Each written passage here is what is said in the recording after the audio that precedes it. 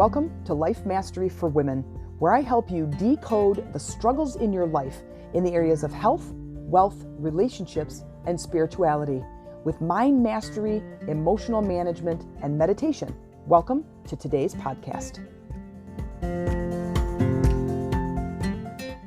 Hey ladies, it's Jen Mack, Lady of the Mind. Welcome to today's episode where I hope I'm finding you feeling the joy from inner peace. If you are not feeling the joy from inner peace, then allow me the intention in today's episode that I give you just one nugget of inspiration towards your transformation. Today, we're going to be talking about 3 nuggets. These are my top nuggets for creating inner peace. I talked about yesterday, the last podcast, about how I didn't have a lot of inner peace when I was in my 20s and my early 30s, and I was struggling hard with myself. I was battling my own thoughts, and that is a common theme that runs through my clients' lives. And a lot of women that I speak with and work with and hang out with, that is their biggest struggle, is the 8 inches between your ears. So, of course, when you're looking for inner peace, the thing that you want to get right is the relationship with you. And that all begins with self-care. I just talked about it yesterday, and I believe that it's tremendously important when it comes to fulfilling your destiny of those specific emotions that you want to feel. Self-care is by far the number one, because if you have self-care, you create a relationship that's deeper connection with you and your source. When you have that deeper connection, you go to the lengths to take care of yourself, your mind, the things that you put in your mind, your body, the nutrition that you feed your body, the movement that you give your body, the musculature, all the internal organs, everything, your heart, everything that you do, and then your soul, which leads me to number 2, which is a meditation practice. Having a meditation practice allows you to connect intuitively to your source, to your higher self, to God, to your soul. And that is getting nudges, support, guidance, and messages that you need to help you elevate your life. When you can do that, you end up finding all of those things that you're looking for. Because remember, we're just little ants in the ant pile looking for the breadcrumb, and then the kid comes around and goes, "It's right there, dummy. It's 3 inches away from your face," right? We just need that perspective shift, and I know that our higher self can give us that. How do I know? Because I went and found it. Because I did those things that allowed me to go inward. The last thing, and we're just going to expand on these a little bit, the last thing is having the ability to concentrate. Because there's been lots of times where, even from stage or in some of my group coaching classes or my master classes, as I teach the ability to concentrate, and people will be like, "Oh yeah, totally. Like, yeah, I need to do that. Yeah, I can't focus for diddly squat. You know, I don't have the ability to do that." Well, we don't anymore.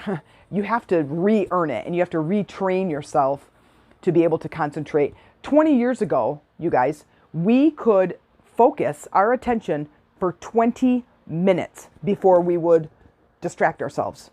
Now, I'm not kidding, it's 7 seconds. A goldfish is 8. It's pretty bad. All this technology and Facebook and Twitter and TikTok and Instagram and all of this technology right at our fingertips allows us to constantly lose focus, lose concentration, and get completely derailed about what it is you're doing. So let's start back from number 1.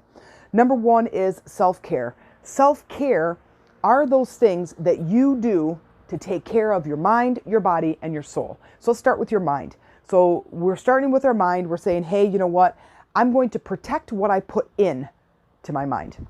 When I was, I told you several times I have this little outside job that I'm actually quitting here soon because of the drama and because of the stuff that goes into my mind, and I can't change it. I can't change, though I tried, but I'm protecting my mind, because here's why.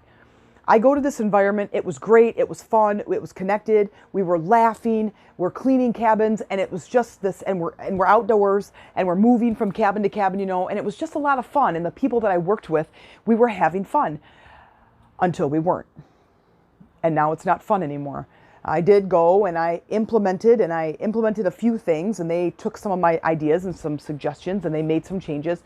But the gal that I work with is so like overwhelmingly negative, and I cannot help her to change her perspective. She is so stuck on her complaint that she just can't get past it. Well, if you've ever worked with somebody who is constantly complaining, it is really challenging to continue to feel good, especially when they don't want to change. They don't want to move. They don't want to see your perspective. Then they argue your point. They argue and take their stand against their complaint of how crappy things are, and they just can't get out of it. That's really daunting, and it's really draining to be around. So I go to the bosses and I say, hey, here's some things that need to change. We need some different leadership. We need some boundaries that are created. We need some policies in place. We need a vision. We need some leadership. Well, if you listen to yesterday's podcast, you know that the wife is by far a very weak leader. She would rather you lead her business than her lead her business. And her husband, who is a good leader and will put these things into place and will put his foot down on some of these policies and start to take shape of the business, he works full time in a different city during the week. So he's gone all week long. Anyway, so here's what I did. I tried to put in my ideas. I tried to change a few things. I tried to talk with people. I tried to get them to see a different perspective. I tried to keep them positive. I tried to keep them inspired and motivated, all of which failed miserably. So I spent a lot of time meditating, pondering, thinking, trying, all of which I couldn't come up with any more ideas. So I'm protecting my mind, because what was happening is I'm going to work and then I'm coming home and I'm spending all this time, this what could be quality time with Amy or the boys, and I'm complaining about the drama that happened at work. All of that is no good. So I made the choice to put in my 2 weeks notice. So that's protecting my mind. When you are protecting your mind, what can you do? Like, stand back and look at the things in your life. What are you putting into your mind? What are you feeding your mind with? Are you watching the news? Are you watching politics? Are you seeing the things that are going on in the world and it upsets you and you complain about it, and you get in these whirlwinds of complaints and you just can't change it? How does that affect you personally? How does it feel when you talk about it? When you're watching certain things on TV, what are you watching? What images and conversations and actions are you allowing into your mind space that consume your thoughts? Because that's huge to think about. You know, there was a time that my older son, when he lived at home, and he was having some really hard times, and he was kind of like getting a little bit argumentative, and he was kind of sassy, and you know, every little ounce of resistance that he would push against trying to do things and move his life forward, he would immediately become like really highly agitated about it. So I'm like, Bob, like, what's happening? Like, why is this happening? Why are you getting so angry about things? And so I started to look at what he was putting in, and what he was putting in as far as TV shows and books that he was reading, music he was listening to, and video games he was playing. Every single thing led back to, oh, that made complete sense of why he was acting the way he was, because he was watching and engaging with violence. Shoot 'em up video games and violent books of, you know, vampires or gangs that were killing each other, and TV shows where there was lots of action and killing and violence. Well, violence in equals violence out. That energy's got to go somewhere. So as it's coming in through your senses, it's got to be expressed. So my suggestion to you is to find something that's beautiful, something that starts to shift your energy level, that then creates a sense of peace. If I'm watching high energy movies, I become high energy myself. If I want to relax my energy and calm my nervous system, I have to put different music on. I have to do something different to create different energy. And I can't do that if the energy that's coming in through my senses is something outside of what I actually want to feel. It's like attracts like. If I'm watching violence, then I'm going to act in violent ways. If I'm watching peace, I'm going to start creating more peace in my life. Does that make sense? Now let's move on to the body. When you look at the foods that you're eating, look at them a little bit different. Here's how this goes. I was watching this very, very long seminar with Tony Robbins, and it was all about health and energy and improving your health and well-being, your mood, your emotional state, your physical state, and your energy level. And it was absolutely fascinating when you start to look at food as energy. So what kind of energy do you want? We've all known that when we go somewhere and we eat some fresh, like a fresh salad, and we drink, ice cold lemonade or ice cold iced tea or water, that we feel pretty content and clear. Like that's a really good way for me, at least, to describe how I feel when I had, a nice refreshing salad or something like that, that I just feel clean. Like my body feels really clean and light and energized, right?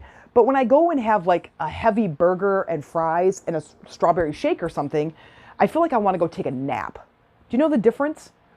So the difference at this energetic level is that those foods that are rich in nutrition are what he calls live cells.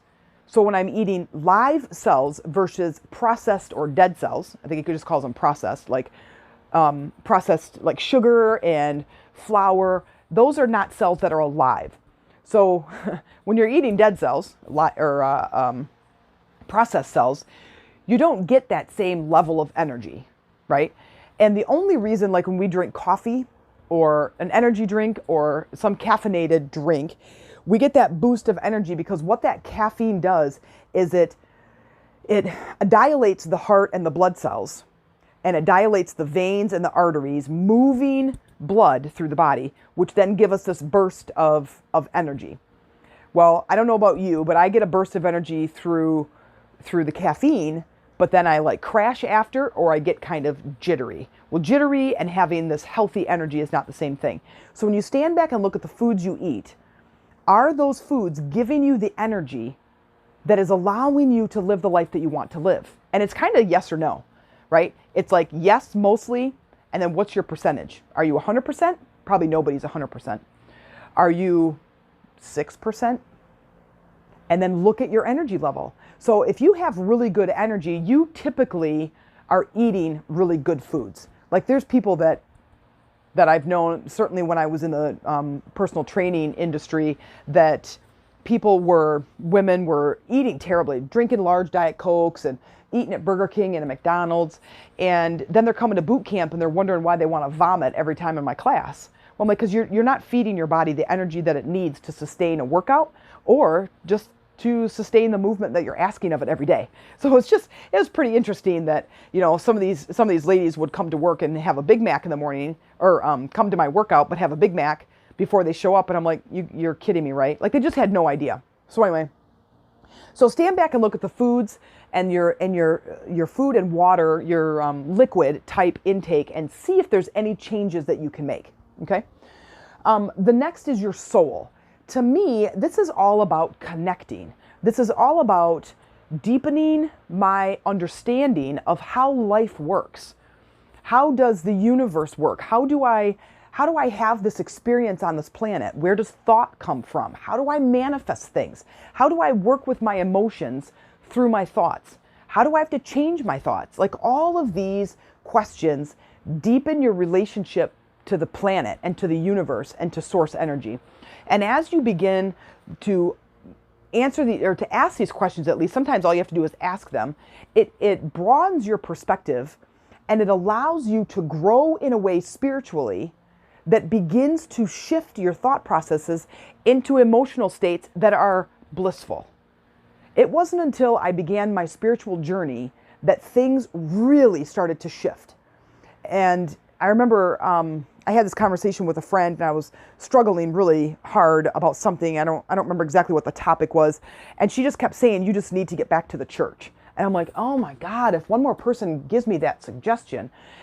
But what she really meant is, it's not necessarily the church as you need to get back to God.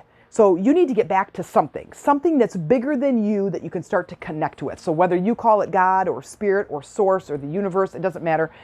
You need to get back to that. So when I began that journey, of course, I was like, no, the whole entire time. And then all of a sudden it was like, maybe she's right. Maybe I should look into this just a little bit more. Like, it keeps coming up for her. So intuitively, she's getting the nudge, though I would not say she was intuitive in any way. But I mean, we all are to some degree.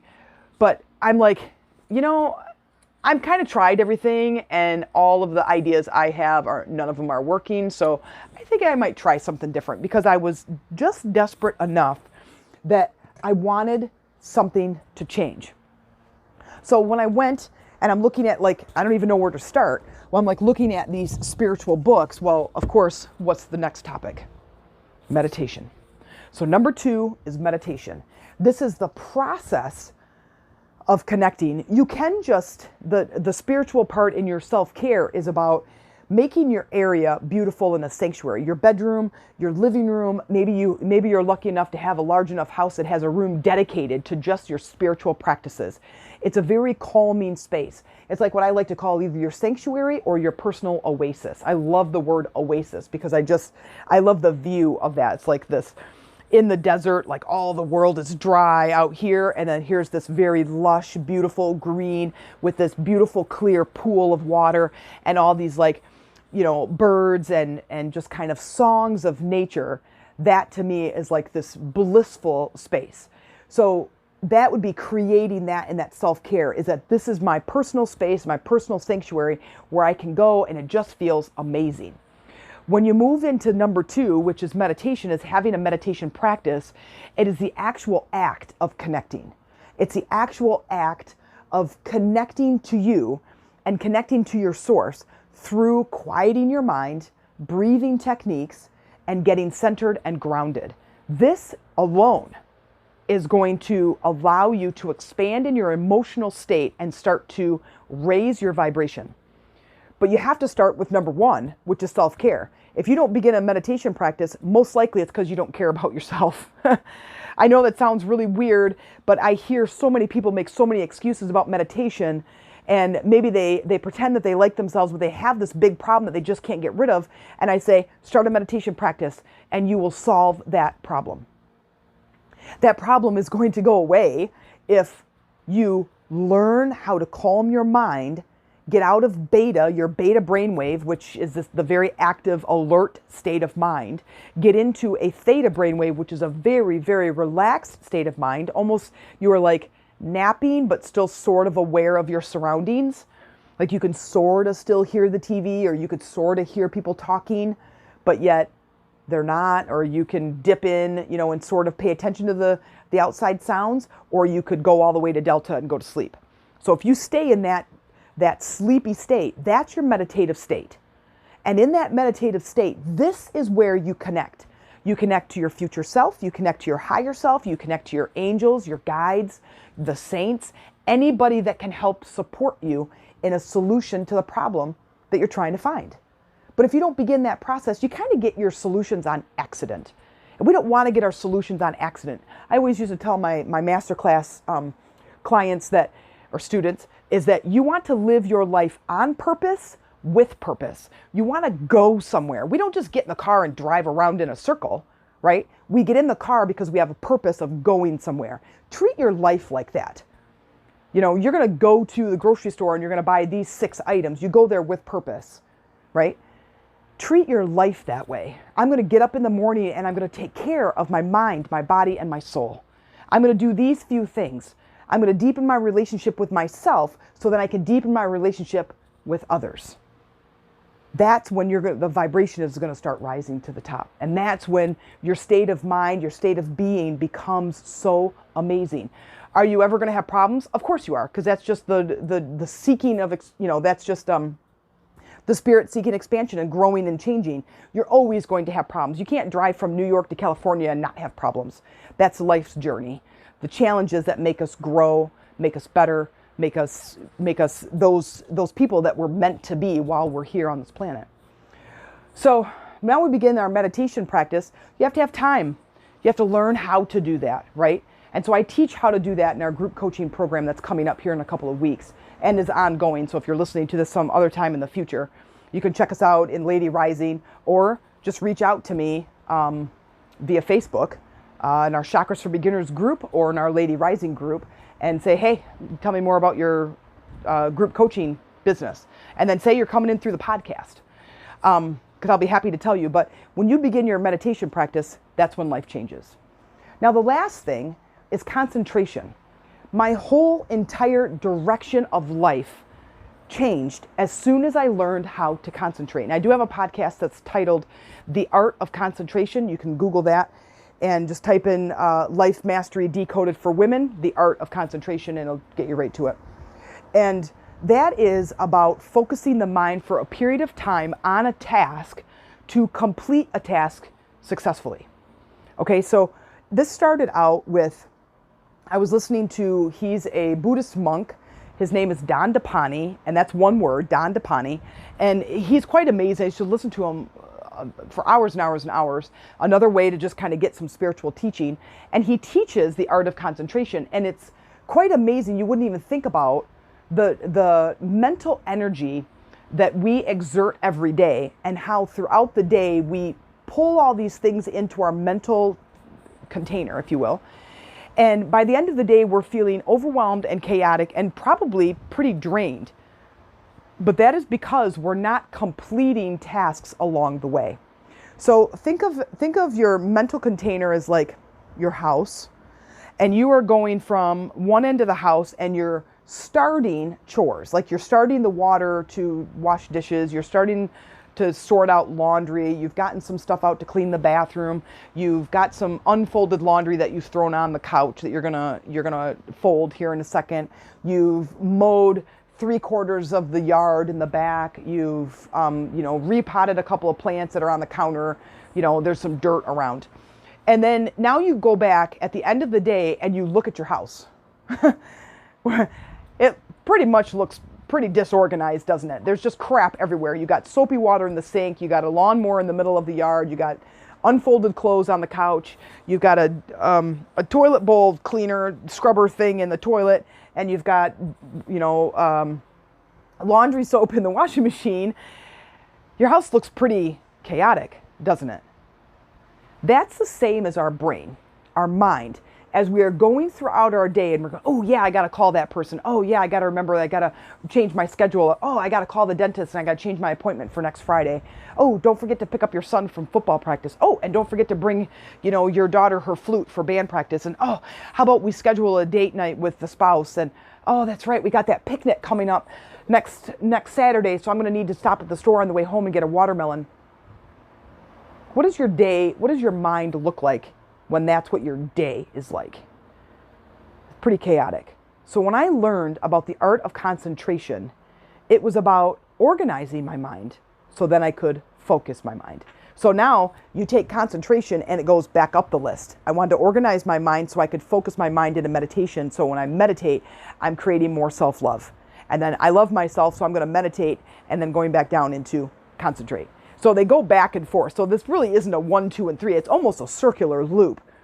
I meditate because I love myself and I concentrate. I meditate, or because I can concentrate, I now can meditate, which creates self-love. I love myself, so I meditate, and then I concentrate so I can meditate. I mean, it just kind of all interchanges, like this intertwined, high, powerful 3 steps. So in the art of concentration, here is the basic principle of concentrating. And that is, once you start a task, is that you finish the task. So when you get up from bed, from sleeping, is that you make the bed. Because you go in and you brush your teeth. You brush your teeth, you get the toothpaste out, you take the cap off, you put toothpaste on, you brush your teeth, put the cap back on, put the toothpaste away. Brush your teeth, rinse off the toothbrush, put the toothbrush away. Done.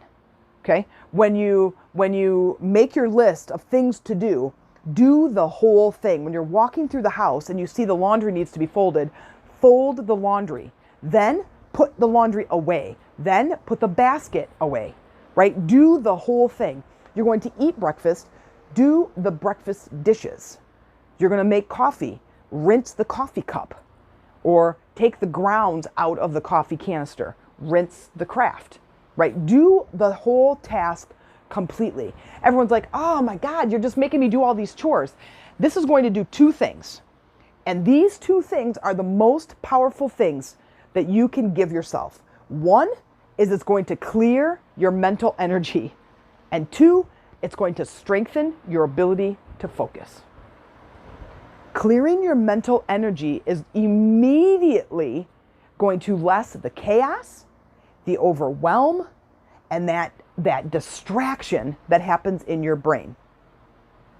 And it is amazing how much room is in your brain when you start to complete a cupboard door. I got one cupboard door that's kind of on an angle. It's not closing, it's not straight, it's not even, and it's banging into the other, and I'm like in there with a screwdriver, and I'm so these stupid adjustable hinges, and they're just making me crazy, and I can't figure out how to adjust the stupid door. And so I'm going back and forth. Well, then what I ended up doing, I finally fixed it, but then what I ended up doing is I left the screwdriver on the table because it's right in the kitchen.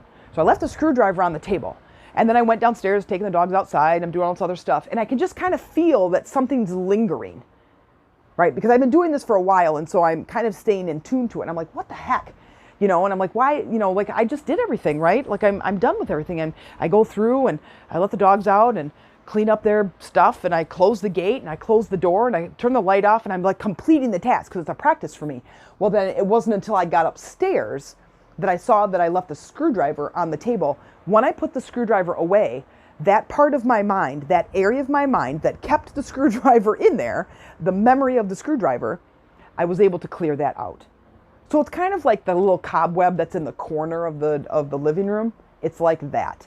When you clear it out, you get to expose a greater area inside your mind, allowing for the other ideas to come in. It's quite amazing. It's quite amazing how it works.